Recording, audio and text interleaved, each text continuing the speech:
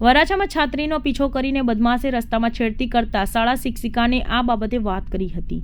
આથી સ્કૂલના સ્ટાફે બદમાશને પકડી પોલીસને હવાલે કરી દીધો હતો.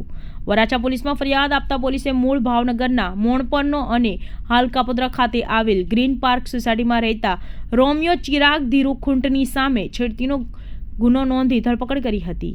આરોપી હીરાની મજૂરી કરે છે અને અપરિણિત છે.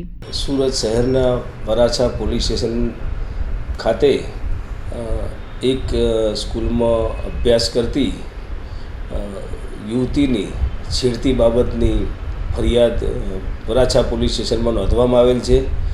આ ગુના સંબંધે હકીકત એવી છે કે જે યુવતી જે પુખ્ત ઉંમરની છે અને પોતે ધોરણ 12માં અભ્યાસ કરે છે, તે પોતે સ્કૂલ જવા માટે નીકળી હોય છે ત્યારે થોડા દિવસ અગાઉ એક છોકરાએ તેની સાથે એની છેડતી કરેલી, પરંતુ જે તે સમયે છોકરો સ્થળ ઉપરથી જતો રહેલો, જેથી યુવતીએ પોતે સુધરી જશે એવું વિચારી અને કોઈ પોલીસ સ્ટેશને જાણ કરેલી નહીં અને ફરિયાદ કરેલી નહીં.